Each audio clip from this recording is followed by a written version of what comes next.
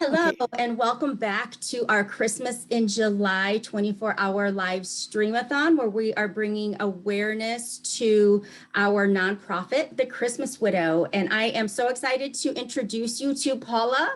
Paula is a friend of mine via the CLA, Connected Leaders Academy, and I'm going to let her just introduce herself and let her tell you a little bit about her story and some of the things that she went through to be in a position to serve today. So hi, Paula. Thank you for joining us.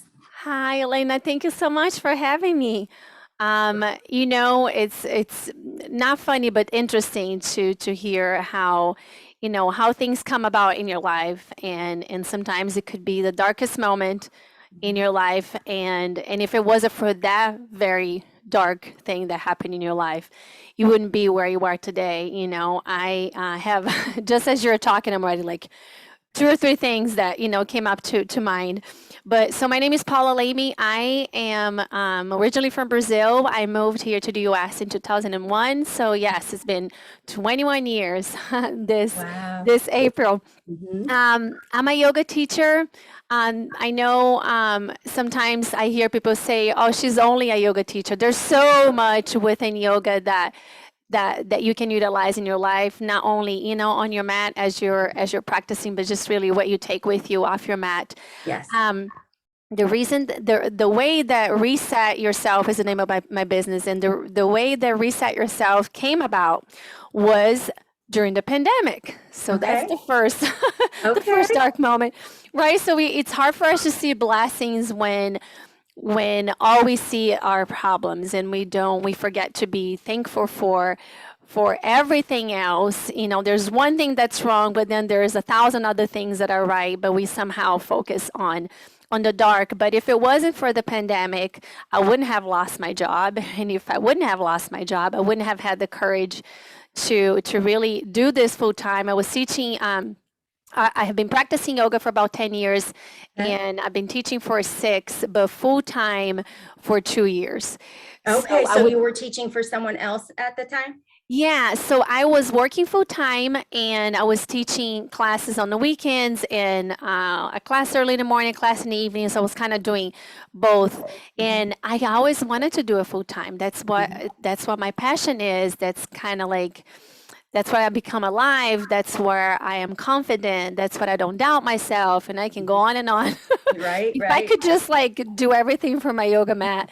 So I've always wanted to do that, but never had the courage, to really take that leap. So if it wasn't for the pandemic, and I think it was God that had been nudging me for a long Mhm. time, Mhm. and then he kind of shoved me on my Just pushed face. you. Yeah. I was like, okay, now. How about now? So it was a really good friend of mine that said, because it's odd, but the feeling I had when I lost my job is like I lost my purpose. Like, what am I supposed to do now Mhm. from 8 to 5 or whatever? Yes. Like, what do I Yes. do?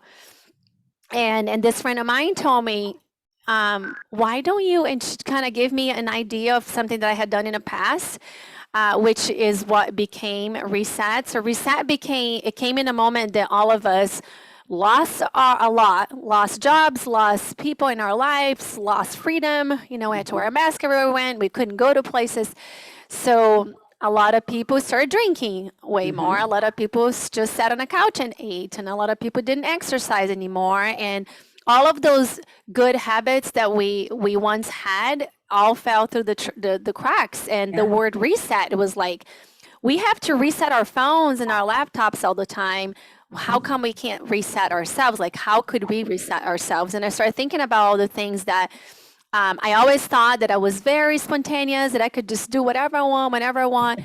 But when the routine is removed and Mhm. the normalcy and kind of like the order that you do things, it's not good. It's not just for kids that need Right. a schedule. Right. We do. But anyway, so that was a very dark moment, losing my job, and this sort of it was created honestly by the people that joined the program, because I had no idea what I was doing. Right. You just like, we're gonna Just, start this hey, and see what happens, right? let's just kind of see how it goes, and then a lot of transitions from going online to then in person. The main reason I'm here Mhm. from Brazil, I guess the catalyst and what really made this happen was that I was engaged to be married and he married my best friend. So, Oh, wow. Okay, that's a little pain to power moment, right? right? But then you think about I wouldn't have come, I wouldn't have met my wonderful husband of 19 years. I wouldn't have had my two kids that I adore, that are the center of my world.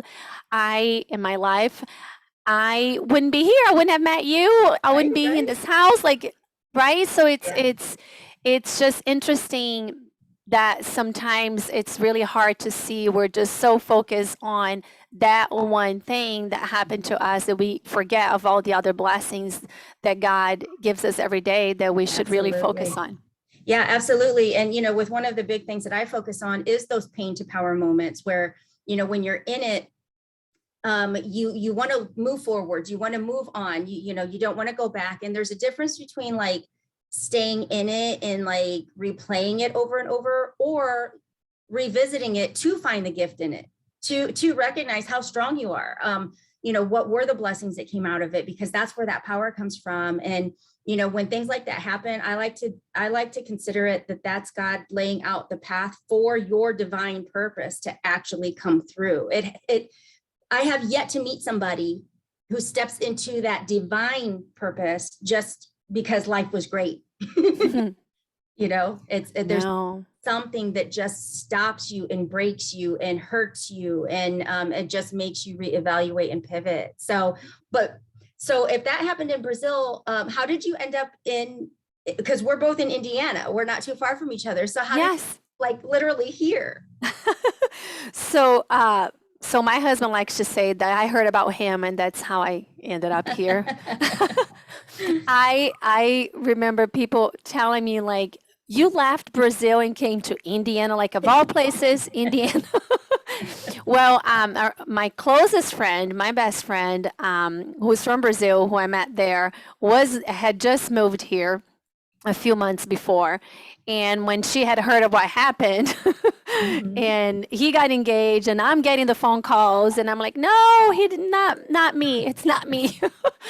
So it was, when you're in a long relationship, you sort of lose, you lose your friends, and that's totally your fault, right, for doing that. But anyways, you do, and you kind of don't know what to do, where to go.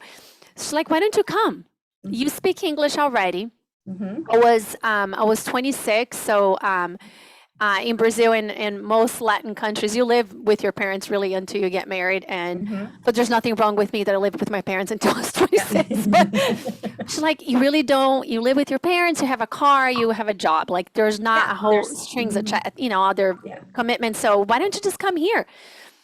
I'm like, okay.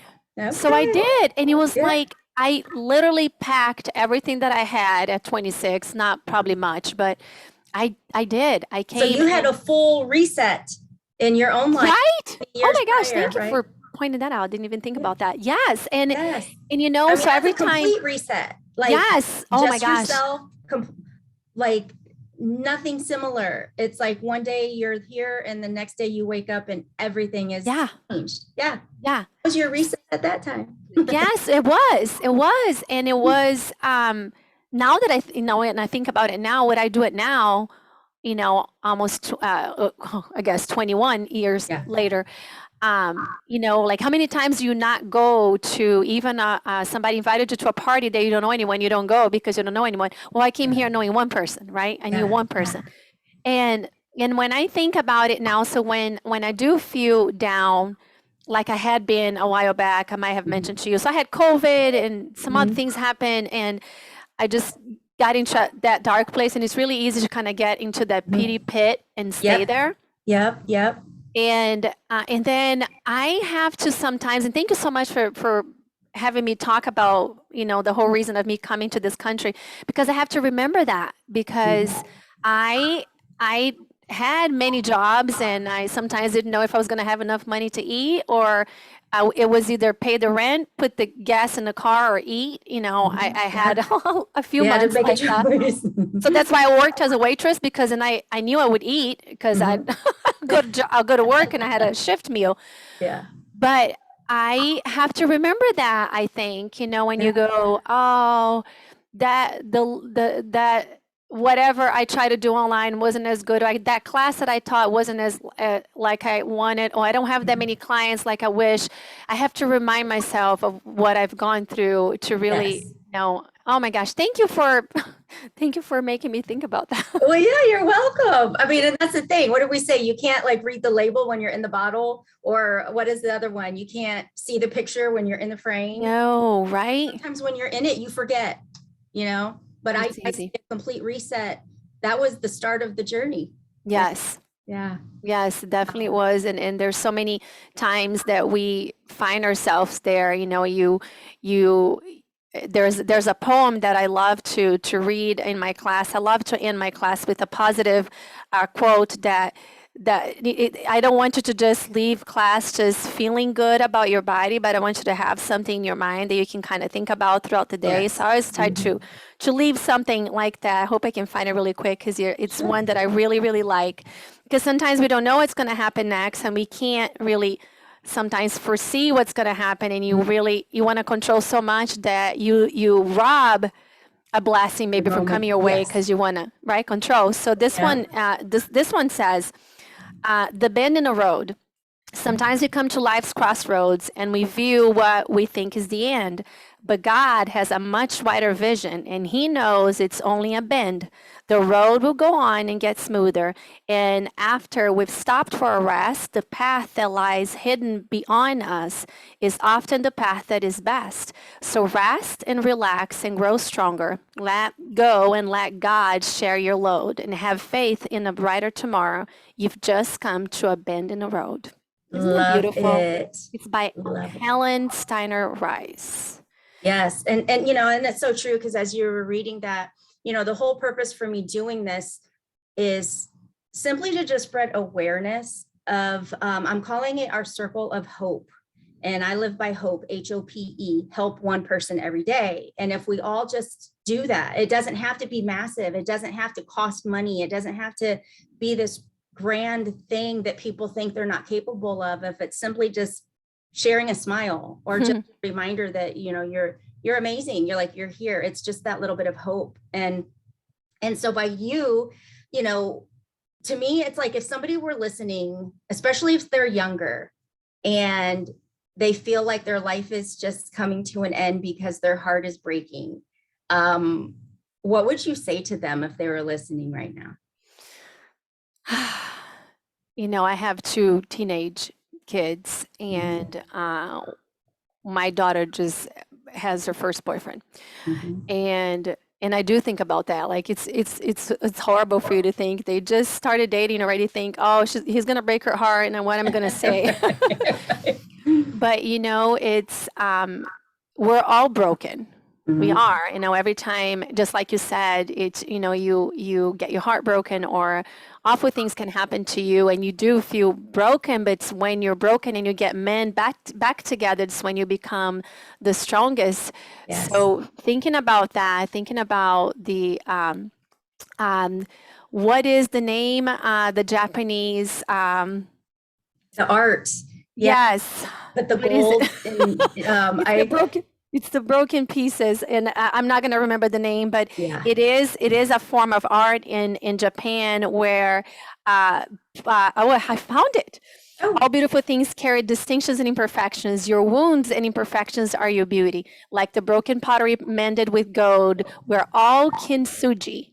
So that's the name of it. So it's instead of hiding it, if you had babies, you might have your scar from your C-section if you had one. I actually had an ectopic pregnancy, so I have kind of like a C-section mark, and I have one big scar on my knees. Like the things that you look at it and you think, oh my gosh, like if this didn't happen, that wouldn't have happened, and I wouldn't be this much stronger. I would have known all the things that I know because maybe I had to search for options, and maybe I met somebody at that point in my life that helped me overcome that challenge or whatever it is.